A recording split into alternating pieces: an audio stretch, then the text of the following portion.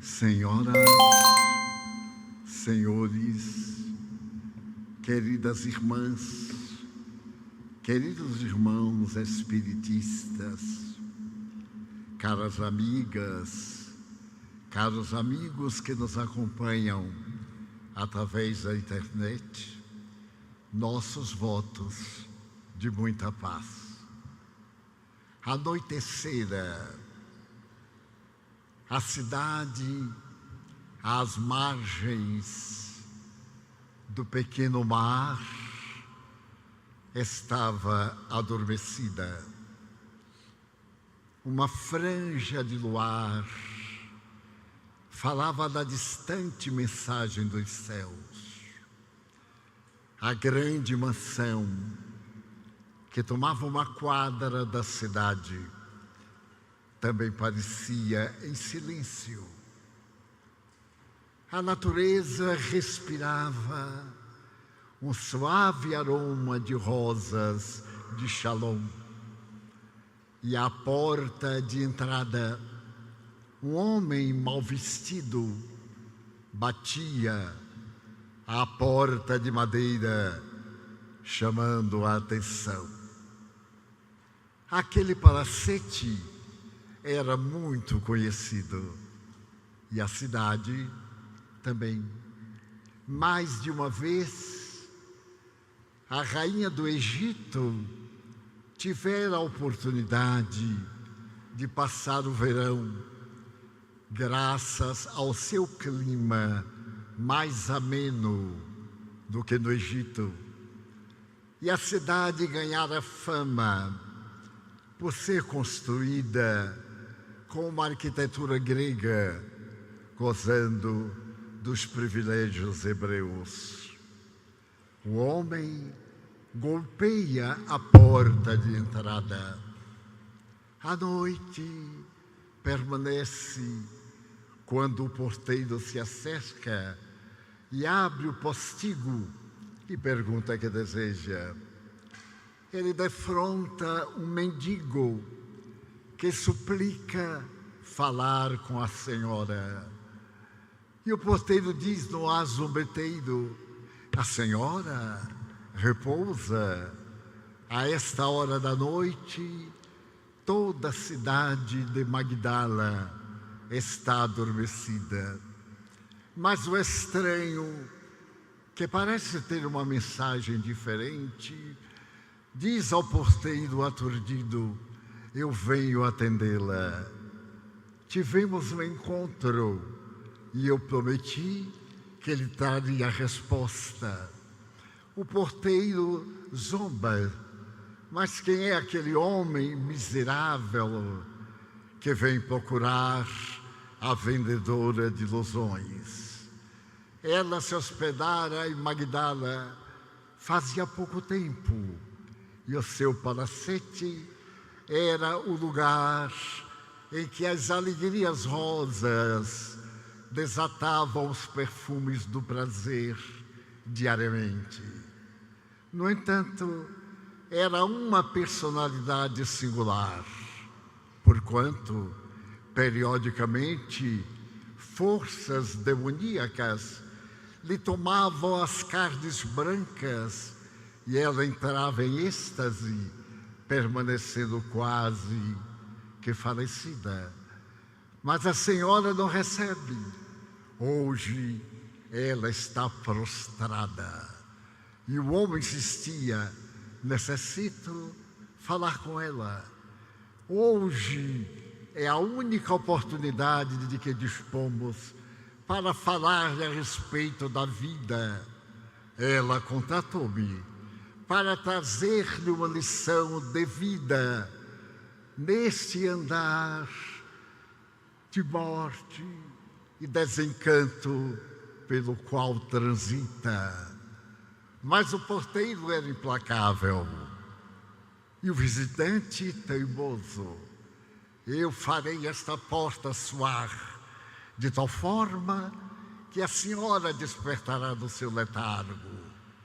O porteiro resolve abrir aquela porta de madeira de carvalho, velho, escancarando-se, apresentou um pátio interno com um chafariz, cuja água tranquila dialogava com as estrelas. Havia um grande silêncio na casa adormecida. E ele disse ao visitante: que desejas falar com ela? É uma mensagem entre mim e a senhora. Então aproximou-se do imenso quarto em que a mulher estranha estava dormida, e a serva disse: se tu entrares, ela mandará chibatear-te, até que as carnes sangrentas supliquem misericórdia. Mas o estranho estava decidido. Era um homem do caminho, apoiado a um cadeado de madeira. E quando ele se aproximou daquele quarto de luxo, e pela claraboia entrava uma réstia de luar, ele viu deitada a deusa que era disputada pelas multidões. Acercou-se.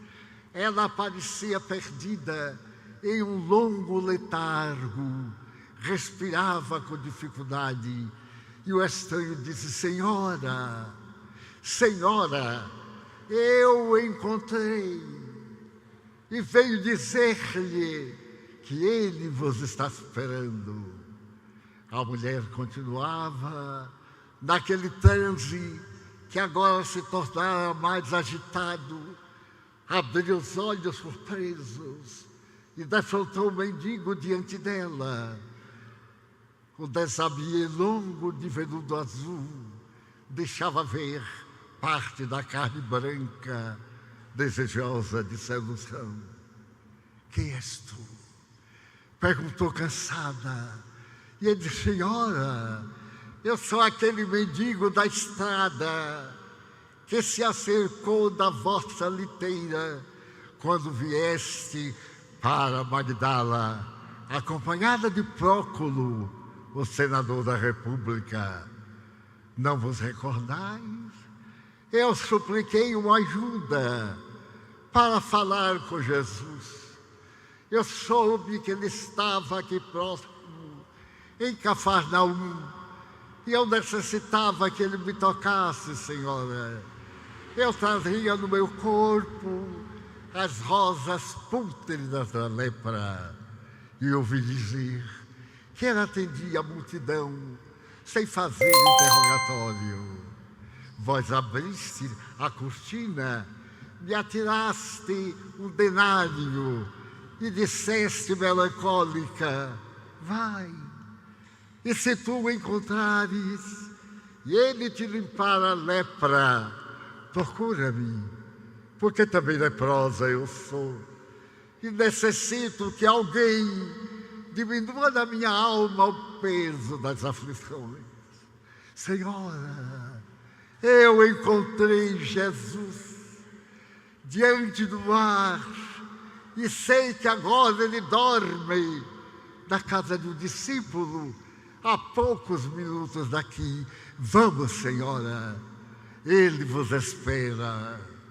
A mulher, que se celebrizara pelas ilusões da carne que vendia, movimentou os olhos pesadamente e disse: a ti ele limpou a lepra de fora, mas a mim não poderá fazer nada, porque eu carrego a lepra dentro da minha alma. E também os profetas de Israel às vezes libertam doentes, mas não aqueles que trazem a alma perdida no fosso das ilusões. Senhora, aproveitai, este é o vosso momento, senhora. Chamai o barqueiro, dirijamo-nos a Cafarnaum. A distância será vencida em poucos minutos. E a mulher lânguida, possuída pelas forças demoníacas, movimentou-se. As escravas chegaram correndo para atendê-la, e ela mandou preparar a barca para atravessar o mar na direção de Cafarnaum. Era madrugada. As primeiras estrelas apagavam-se. O céu adquirira uma tonalidade especial.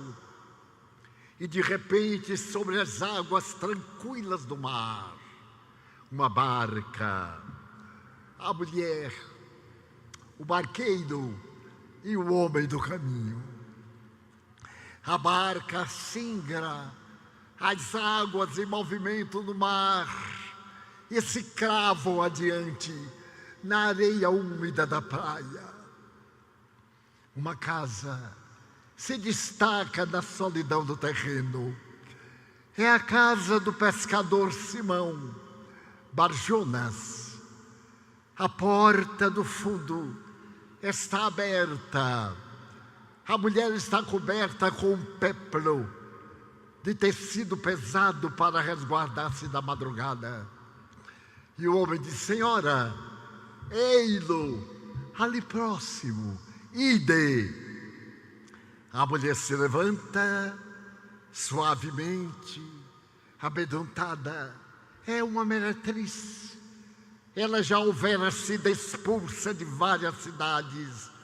Porém, Magdala recebera com gáudio, porque as fortunas dos fenícios, dos gregos, ali estava das imensas ruas cobertas de estátuas e de pedras trabalhadas.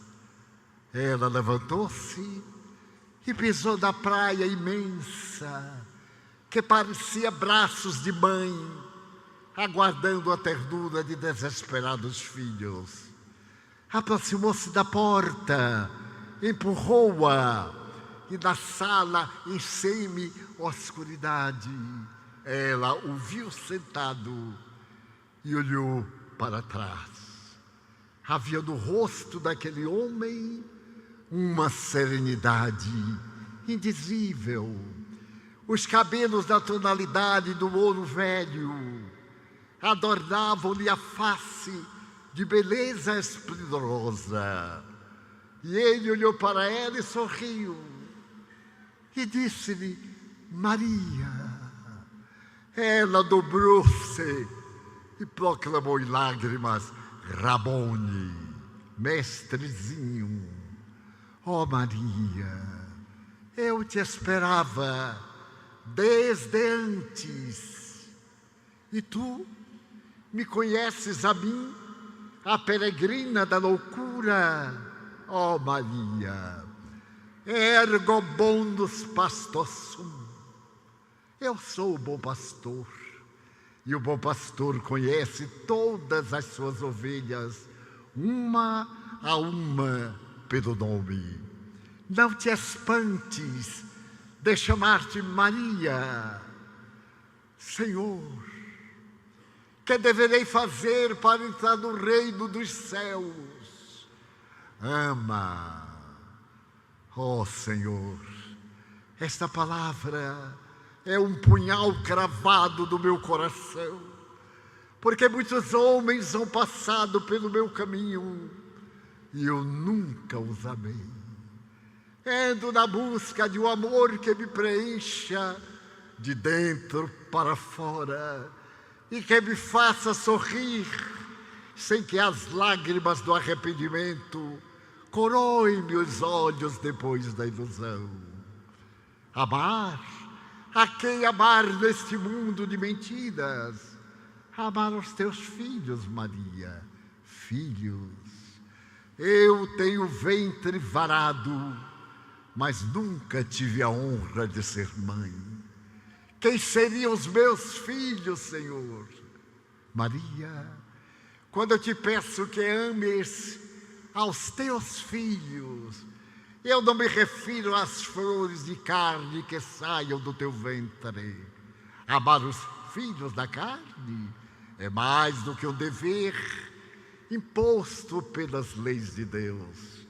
Eu me refiro àqueles filhos que não têm mães, aquelas mães que não têm filhos, as suas companheiras que não têm ninguém, nessa estrada tormentosa de paixões, de degredos e caminho da morte. Vai, ama as tuas irmãs de morticínio. Ah, Senhor, eu daria a minha vida para estar do vosso lado, Maria, e eu aceito a tua vida, não hoje, um dia que não está longe, não está perto, eu te pedirei a vida, esse tesouro de Deus, para a felicidade da criatura humana. Agora, vai, Maria, e ama. A meretriz deixou cair o péplo romano, ergueu-se, a cabeleira de ouro trabalhada desceu-lhe pelos ombros seminus, e ela, olhando aquele homem singular, pôde balbuciar: eu te amarei até o passar do meu último hausto. E saiu de costas, deixando na sombra da sala pequenina e caminhando pela areia molhada até a barca que a aguardava. Foi tudo rápido. Afinal, a vida é feita de momentos, momentos já decantados nos ditos sagrados das velhas doutrinas. Momento de glória, momento de miséria, momentos de lágrimas e de sorrisos, momentos. Aquele era o seu momento, e o frio quase glacial soprou da madrugada, quando a lua, por detrás de uma nuvem passageira, pareceu alegrar-se com aquela cena da praia solitária. No dia seguinte, Magdala despertou e uma notícia correu pelas ruas bem adornadas. A meretriz havia enlouquecido. Eis que ela mandou abrir a mansão e atirava tudo o que possuía para os miseráveis da rua. Peças de tecidos, roupas caras, objetos de valor, gemas preciosas. Parecia que estava desvairada, atirando pela janela, enquanto os miseráveis se engalfiavam em luta para pegarem as migalhas assinaladas pelo sofrimento de Maria de Madalena. Mais tarde, ela tomou apenas de uma indumentária, deu um vasilhame de alabastro, no qual estava um perfume especial, e desapareceu da claridade do dia da cidade de Magdala. Foi dessa forma que se escreveu nas páginas sublimes do Evangelho a meretriz de Magdala, tomando conhecimento de Jesus. E naquela tarde, na praia em Cafarnaum, enquanto a multidão exibia as feridas da alma, transformadas em cicatrizes do corpo, uma mulher de beleza incomparável contemplava o Nazareno, que falava suavemente à multidão. Os homens, quando souberam, procuraram-na. Enlouqueceste, deixaste-te fascinar pelos sortilégios do Nazareno. Ela não dizia nada. Desde pequena, ela ouvira falar em Jerusalém que um dia ele viria, esse cavaleiro dos sonhos e da ilusão, cavalgando um jinete branco. Ele atravessaria as páginas da história e libertaria Israel do jugo de Roma. Mais tarde, já era uma adolescente, ela escutou ali na Galileia um daqueles narradores de histórias que contemplava o Tabor e dizia: ele há de chegar, ele chegará como uma estrela solar, passageira, e deixar a terra cravejada de diamantes da sua palavra. E sem saber explicar, ela o amou.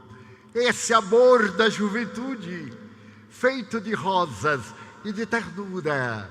E não fazia muito tempo, quando completaram 15 anos, e a flor da virgindade foi leiloada numa casa de prazeres, ela ainda se lembrou que um dia alguém a amaria sem lhe pedir nada.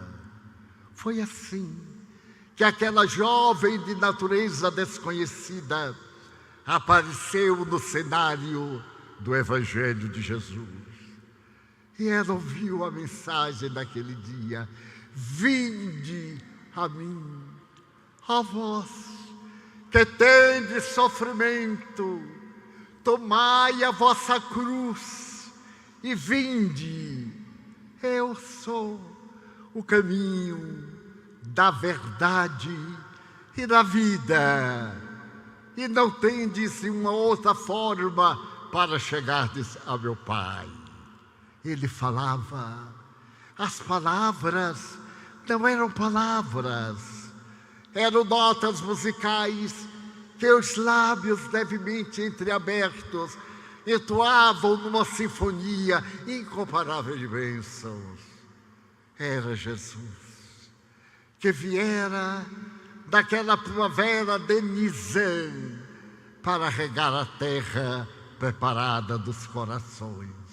E foi assim que, a partir daquele momento, onde quer que ele estivesse, a multidão acompanhava-o, e aquela mulher de rara beleza estava deslumbrada ao seu lado. Passaram-se os meses e ele realizou uma viagem, tendo-a entre aqueles que o amavam e levando a palavra de luz para a humanidade sedenta de paz. Jesus não é apenas aquele homem que a história nos fala que percorreu as terras de Israel de norte a sul, de leste a oeste. É o cumprimento da promessa de Deus de que nunca deixaria o rebanho de amor ao abandono, perdido nas veredas tormentosas da vida material. E ele saiu de aldeia e cidade, de lugares prósperos a sítios miseráveis, cantando o Reino dos Céus. E entre aqueles homens que o seguiam, a mulher de Magdala. Ela não se olvidava de trabalhar interiormente as lições que ele enunciava. Quaisquer palavras tinha para ela um sentido profundo que lhe enualizava o coração. Foi assim que, certo dia, estando ela na casa das suas lutas de amor, teve que hospedar-se em uma casa comum, porque Jesus estava entrando naquela cidade pela primeira vez. E naquela cidade havia um homem que era extravagante. Ele gostava de receber pessoas gradas, comprazia-lhe oferecer banquetes a pessoas notáveis. E por isso mesmo, apesar de ser judeu, de ser cobrador de impostos, ele era aceito pela comunidade, pelas suas extravagâncias. E ele resolveu convidar Jesus à sua casa. Para surpresa dos discípulos, Jesus aceitou. E naquele dia inolvidável, em que a primavera solar estava ardente sobre a terra, Jesus apareceu à casa de Simão para pagar-lhe a homenagem recebida. A entrada era cercada de ciprestes, de plantas altas que apontavam o céu com os seus dedos verdes. Ele, Pedro e Tiago avançaram pela entrada imensa e à porta. O Senhor recebeu-os com uma saudação. Era uma ternura imensa nos olhos daquele cobrador de impostos. Ele lhe estendeu a mão e apontou o refeitório, que estava referto da melhor sociedade local. Jesus adentrou-se, reclinou-se em um triclinho à romana. Servidores começaram a tocar instrumentos de percussão. O silêncio era pesado. Todo mundo olhava para ele. A curiosidade. Quem era o estranho? E Simão, cheio de orgulho, ia dizer algumas palavras, quando de repente houve um burburinho lá fora. Alguns escravos movimentaram-se e de repente à entrada apareceu a meretriz. Simão foi tomado de espanto. Aquela mulher imunda, pecadora vulgar, atrevia-se a adentrar-se na sua casa. Simão levantou-se e olhou-a. Ela também olhou, com aquela visão das vítimas que não se olvidam dos seus algozes. Simão deu um sinal a um dos servos para expulsá-la, mas ela olhou para Simão e no olhar havia uma ameaça.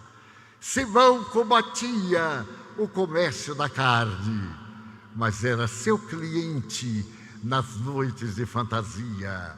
E ela não tinha nada a perder para desmascarar Simão diante de todos.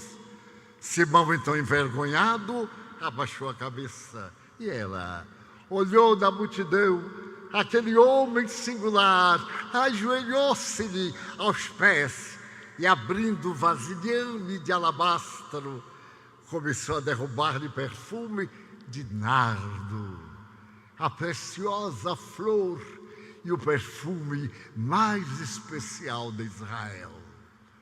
Ele não disse nada. E ela o perfumou da cabeça aos pés, enquanto chorava e lhe enxugava os pés com os cabelos. Simão não teve dúvida. Começou a pensar, é um hipócrita, não é um enviado de Deus. Se ele soubesse quem é a mulher que o homem homenageia, ele arrependeria, conforme as Escrituras. Jesus olhou para Simão e sorriu levemente, como ele entendia e entende as nossas almas. Simão, perguntou-lhe, eu sei que tu és um homem inteligente, és próspero, sabes negociar. Eu gostaria de fazer-te uma proposta. Havia um homem que tinha 2 senhores. Um devia-lhe 50 denários, o outro devia-lhe 500 denários. Mas nenhum dos dois poderia pagar-lhe. Então, ele a ambos perdoou. Eu te pergunto, qual daquele que mais o amou? Simão era hábil e respondeu de imediato, aquele a quem mais ele perdoou. Respondeste bem, Simão. Convidaste-me à tua casa, mas à entrada não me deste o beijo sacramental, não me deste a água para lavar as mãos, não me deste a toalha de linho para enxugar os suor. No entanto, esta mulher, desde quando chegou, lava meus pés com as suas próprias lágrimas. Vai, mulher, os teus pecados ser-te-ão perdoados, não peques mais.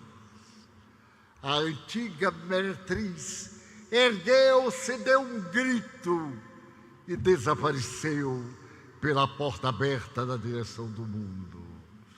A partir daquele dia, nunca mais ela se apartou da figura inconsútil de Jesus Cristo. Lá estava ela, à margem do lago, ali estava diante de outras mulheres que a receberam com ternura. Estava ela na viagem a Jerusalém. Encontrava-se em Betânia, na casa de Lázaro, onde ele esteve para poder pregar o reino dos céus. Lázaro, anteriormente estivera vítima de uma catalepsia e diagnosticaram-lhe a morte. Jesus estava longe, mas sua alma sempre está próxima daquele que chora. Então as duas irmãs mandaram dizer: o teu amigo morreu e nós estamos ao abandono. Jesus chorou, mas depois de alguns segundos disse: não, Lázaro dorme. E ficou 3 dias ainda pregando a mensagem, após o que dirigiu-se a Betânia. Encontrou as suas irmãs chorosas, o sepulcro novo, com a pedra mó à porta. E elas disseram: sepultamo-lo, Senhor. Vamos ao sepulcro.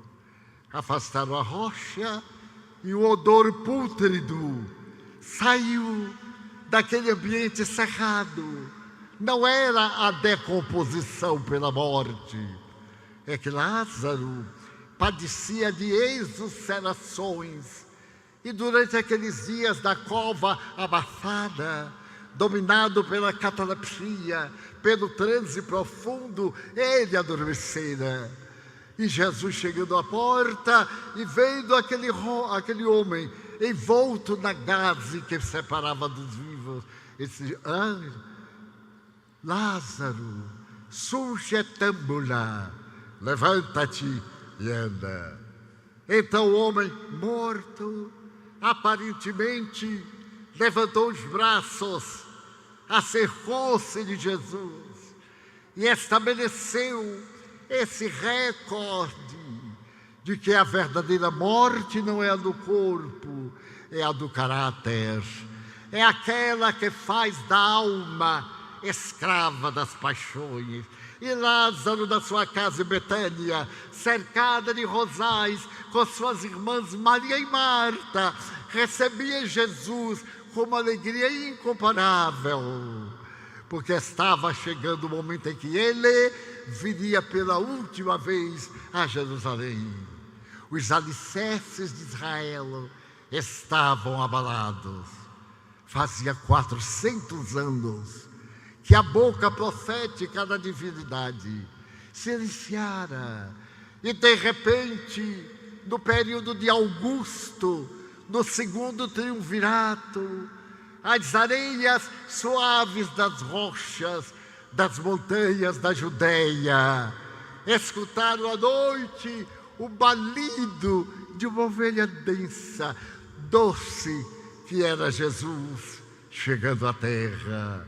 Desde aquele instante, o mundo passou a ter uma claridade nova, que jamais se extinguiria. Estranhos de países longínquos vieram homenageá-lo. Pastores modestos que guardavam as ovelhas naquelas furnas de calcário vieram homenagear a criança nascente, e se cumpria a profecia de que nas terras de Judá chegaria o Messias de toda gente. A estada de Jesus entre nós é o poema de amor de Deus, abençoando as suas criaturas. E ele passa pela terra como um doce raio de luz que clareia a inútil personalidade humana, vergastada pelas paixões do instinto. Eu sou a luz do mundo, e aquele que me não conhece perdeu a oportunidade de andar em claridade. A sua palavra sempre caía luminosa e sublime na intimidade das almas. E era por isso que naquela chegada a Jerusalém, ele foi homenageado com as pessoas ansiosas naquele domingo, que seria o domingo final da sua estada entre nós. O domingo de Ramos trouxe alegria imensa, sucedido naturalmente pelas lutas selvagens que vieram a partir da quinta-feira próxima, quando ele foi denunciado. E um amigo querido, através do beijo da traição, vendeu aos seus inimigos. Então, aqueles dias foram traídos por um amigo equivocado, e ali no Jardim das Oliveiras, em que ele meditava melancólico, um grupo de pessoas aturdidas com varapaus estavam procurando Jesus de Nazaré. Ela estava na cidade com Maria, a Mãe Santíssima, na residência de outra Maria, a mãe de Marcos, Maria de Jerusalém. E então, o homem que ia à frente viu quando a figura ignóbil de Judas beijou, e ele sorriu para o traidor. O traidor se traía a si mesmo, porque ele amava Jesus, mas amava da sua forma de amor. O amor é de essência universal, desde o grão na terra que pela vida se transforma em vida, até o grão envenenado que destrói a vida. E Jesus então olhou profundamente para Judas. E quando o legionário perguntou: Jesus de Nazaré, sou eu, lhe estendeu as mãos para ser algemado. E Pedro, que prometera amá-lo e defendê-lo, tomou de uma espada e decepou a orelha de Malcos, um homem nobre de Roma, que estava naquele tempo na casa do faraó, na casa do governante em Jerusalém. Malcos perdeu a orelha, porque merecia ter perdido a vida. E ela soube quando João chegou pela madrugada e disse à rosa mística de Nazaré: Senhora, ele foi preso. E ela perguntou: que mal meu filho fez às criaturas humanas? Seu grande mal foi o amor. E então ela veio para o julgamento, ignóbil, diante de Caifás, perante Anás, diante da praça, da multidão atingida pelo micróbio do ódio e da obsessão. Não havia ali uma pessoa. E ele que atendera as multidões, sarando as feridas do corpo, não logrou sarar as feridas da alma. E deixou-se entregar como cordeiro para o martírio, a fim de que a dor dele nos servisse de lição para as profundas alegrias do amanhã. A Mãe Santíssima acompanhou todo o processo, desmaiou nos braços de João, e no dia seguinte, quando a cruz se ergueu no Gólgota, e diz Emanuel, e ele de braços abertos, parecia que abraçava toda a humanidade, porque a cruz de Cristo não é um instrumento de punição, é uma asa de salvação.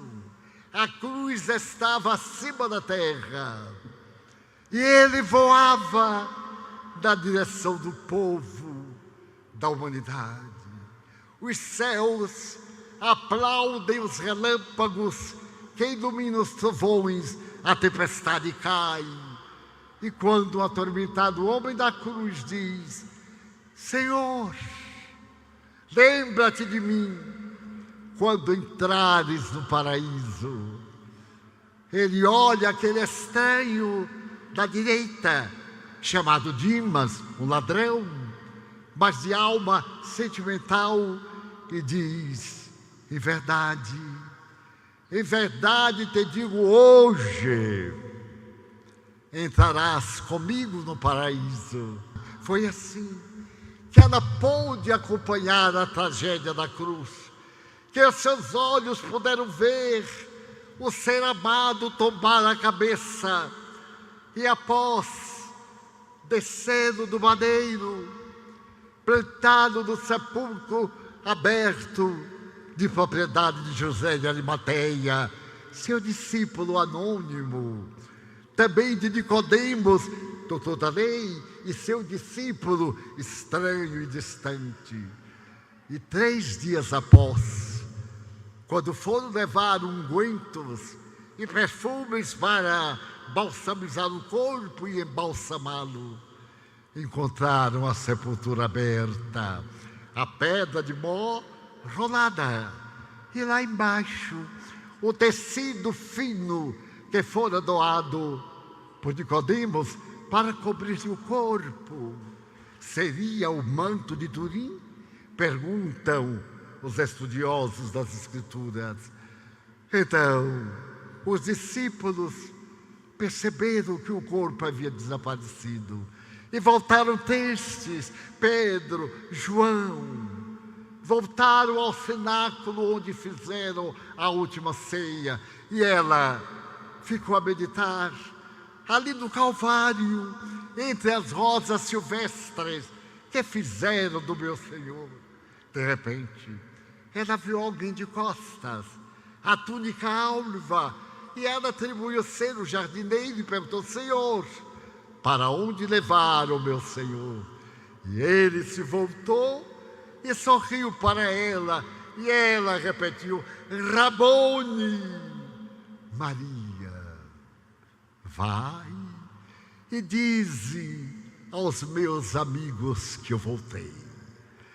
Ela então se ergue, a ovelha negra, para dizer aos cordeiros brancos que ele havia voltado, desce o Calvário, 15 metros aproximadamente, adentra-se na cidade, porque naquela época o pequeno monte era fora dos muros, e encontra os amigos assustados pela notícia de que seu corpo desaparecera. Eu vi, ele voltou. Então aqueles homens, cansados e tristes, olharam para aquela mulher trêmula, pálida, entre lágrimas. Ele falou comigo. E Pedro, o amigo da dúvida, disse: é possível, Maria, mas eu não acredito. Será que se ele voltasse, não apareceria a sua mãe, a quem ama? Não apareceria João, a quem nos entregou? Foi aparecer a ti, exatamente a ti. Havia um grifado no pronome oblíquo. Ela abaixou a vista. Nunca seria perdoada pelos seus equívocos. Todos olvidavam que somente a mulher caída, porque há homens covardes que a derrubam. Ela era uma pecadora, mas foi levada ao pecado pelas mãos austeras e fortes da masculinidade. Jesus nos deu uma das mais preciosas lições do Evangelho. Ele apareceu àquele poço de lama, onde passaram a partir desse momento a medrar os lírios alvinitentes do amor. Escolheu-a para dizer que no reino dos céus nós valimos pelo que somos, não pelo que aparentamos, não pela posição social, mas pelo sentimento profundo dos nossos valores desconhecidos. O reino dos céus é para aqueles que se esqueceram de si mesmos e o foram buscar além da urze e da erva daninha das estradas terrestres. No entanto, naquele momento mesmo, a Senhora dos Anjos a mãe de Jesus, aproximou-se dela e deu-lhe um abraço. Maria, eu creio que meu filho te apareceu a ti. Eu sinto, é como se um sopro cálido da alma querida de meu filho me dissesse que ele está renovando o pântano da humanidade com um ósculo de ternura.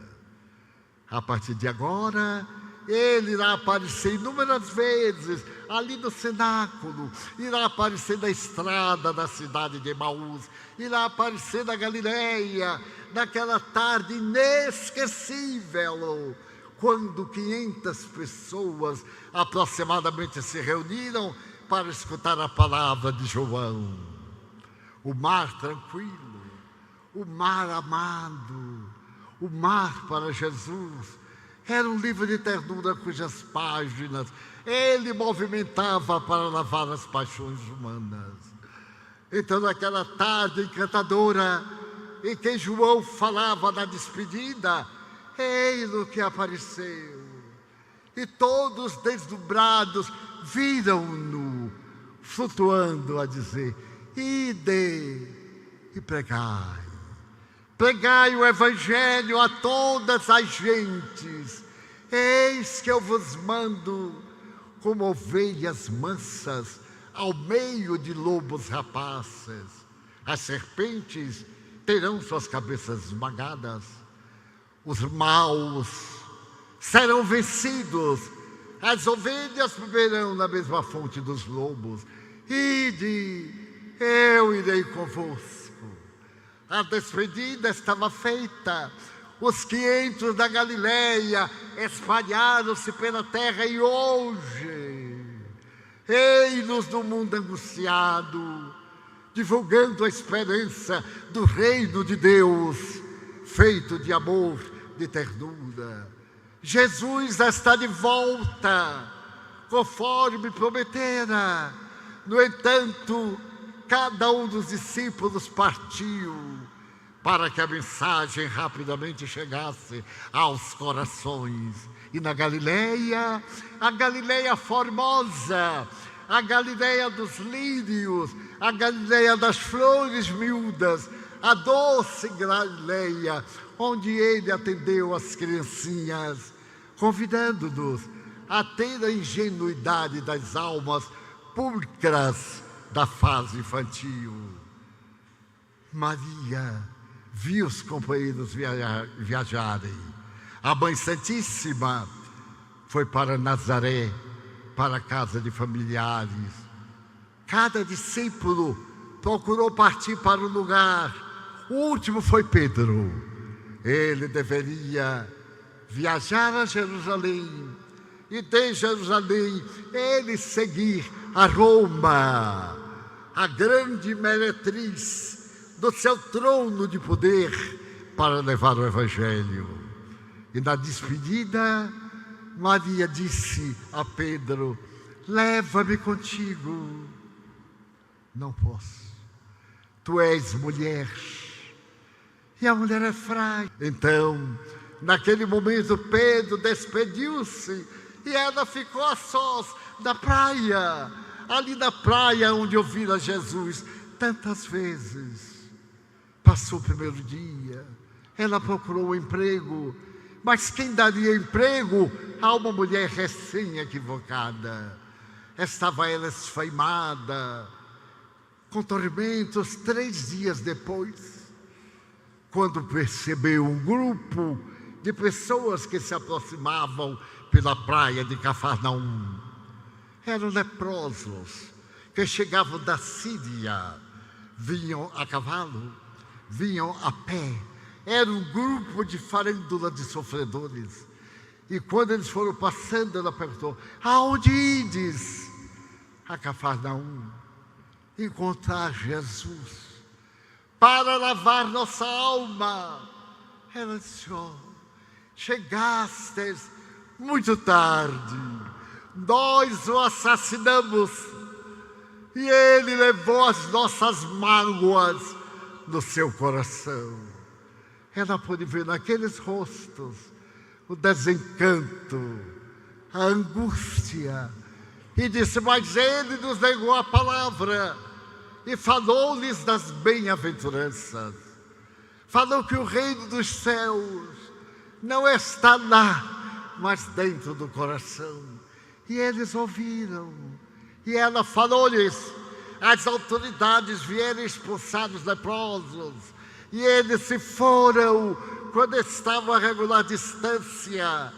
Maria de Magdala fez uma autoanálise: eu não tenho ninguém. As primeiras pessoas que me dão ternura são eles. Então ela gritou: esperai por mim, e partiu com eles na direção de Jerusalém. 2 meses depois, ela entrava com aquele magote de feridos no vale dos mundos, das grutas sórdidas da lepra, e desaparecera no meio das multidões decepadas. Podia ver o seu futuro, mas não ficou inútil. Diariamente, ela chegava ao lugar e, contemplando aqueles mais desfigurados, falava sobre Jesus. Toda tarde, ela falava sobre Jesus. E o grupo aumentou. E ela falava: vós, os leprosos. Até que um dia, enquanto se banhava, ela percebeu uma despigmentação no peito. Passou a mão, tomou de um graveto e cravou. Não sentiu nada. Então, naquela tarde, seu discurso foi diferente. Nós, os leprosos, Maria de Magdala estava contaminada. À medida que os anos se passaram, ela foi transformando o corpo, perdeu a beleza, transformou-se num monturo de degradação humana. Quando percebeu que estava perto da morte, lembrou-se de Maria Santíssima, que estava na cidade de Éfeso, a grande cidade entre Roma e Jerusalém. E estava em um planalto onde João havia erguido a manjedoura do Evangelho. Então sentiu uma estranha saudade de Jesus. Despediu-se dos amigos que desejavam dissuadi-la. E durante as noites ela caminhava, durante os dias repousava, recebia migalhas pelo caminho, andou, e 1 mês depois ela viu a cidade imensa, a biblioteca de Celso, a grandeza da cidade que saía do meio das montanhas. Mas a febre derrubou-a e ela perdeu a consciência na porta de Éfeso. Um casal de cristãos, quando passaram ali as 2 pessoas, viram-na em delírio, falando sobre João e a Santíssima.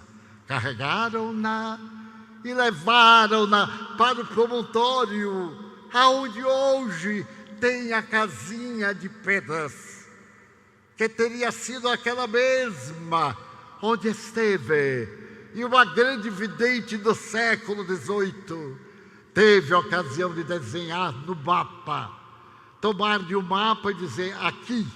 E quando chegaram lá estavam as pedras, reconstruíram, e ali passou a ser a casa da rosa mística de Nazaré.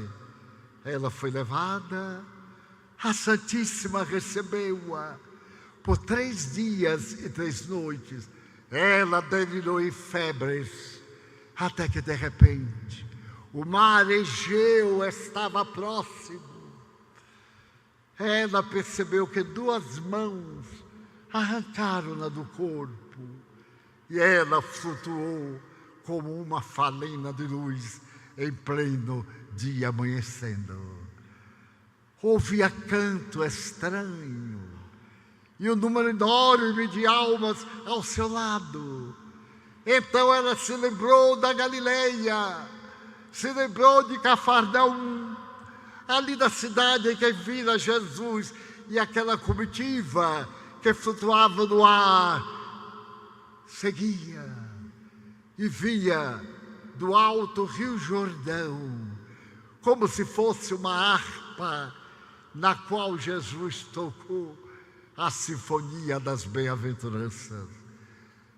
Pousou na praia, aquela multidão luminífera estava olhando as águas que se encrespavam, quando apareceu uma figura que flutuava, iluminada mais do que o sol. Ela se aproximou e ele veio sobre as ondas, estendeu os braços. Era Jesus. E ela novamente: Rabone, Maria, dorme, repousa, vem agora ser uma estrela no zimbório das noites escuras.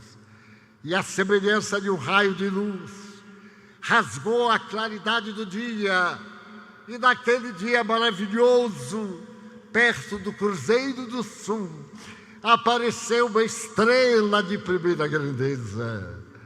Os astrólogos fenícios descobriram uma novíssima. Não era. Era Maria de Magdala entrando no reino dos céus. Maria de Magdala, mencionada por Divaldo Franco, é uma figura emblemática do Evangelho e do Espiritismo. Sua história é um testemunho do poder transformador do amor e do perdão divino.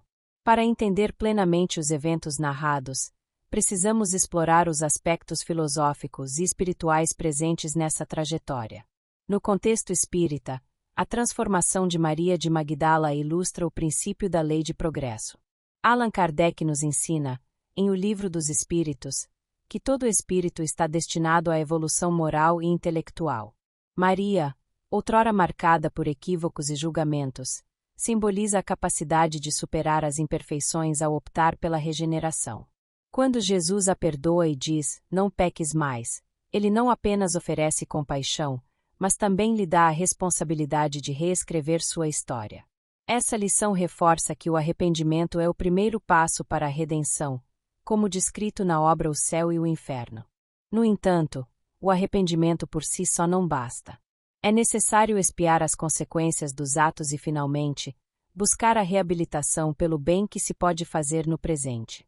Outro ponto relevante na narrativa é a ressurreição de Lázaro. Do ponto de vista espírita, essa cena não deve ser interpretada como um milagre sobrenatural, mas como um exemplo do poder espiritual de Jesus, cuja pureza e elevação superior lhe permite compreender fenômenos naturais além do conhecimento humano. Kardec aborda esse tipo de evento em A Gênese, explicando que os fatos narrados nos evangelhos são frequentemente manifestações das leis naturais sob a ação de espíritos elevados. Divaldo menciona também que após a crucificação, Maria de Magdala viveu um momento crucial. Ela foi a primeira a testemunhar Jesus após sua ressurreição, como convencionalmente falamos. Essa aparição é um evento mediúnico de materialização, onde o Espírito de Jesus, em um corpo espiritual tangível, manifesta-se para Maria. O fato de Jesus aparecer a ela primeiro demonstra a importância de sua transformação espiritual e o valor que ela adquiriu ao buscar a luz em curto espaço de tempo. Isso reforça que Deus olha para o mérito do Espírito e não para seu passado. Finalmente, o questionamento de Pedro sobre por que Jesus teria aparecido a Maria em vez de outros discípulos demonstra um preconceito que persiste até hoje. O julgamento moral das mulheres, especialmente aquelas que enfrentaram quedas no passado. O Espiritismo nos ensina a abandonar o julgamento e a olhar para cada indivíduo como um espírito em evolução, capaz de regeneração e digno de amor e respeito. A trajetória de Maria de Magdala é, portanto, um lembrete poderoso de que a misericórdia divina nos alcança a todos. Ao escolher trilhar o caminho do bem, Maria não apenas transformou sua própria vida, mas tornou-se um exemplo de esperança para aqueles que se sentem perdidos. Concluímos com a reflexão central da doutrina: Deus é amor infinito e nenhuma de suas criaturas está destinada ao abandono. Assim como Maria encontrou redenção, Todos nós temos a oportunidade de nos reconciliar com o Criador e seguir rumo à perfeição espiritual a que estamos destinados pelas suas leis.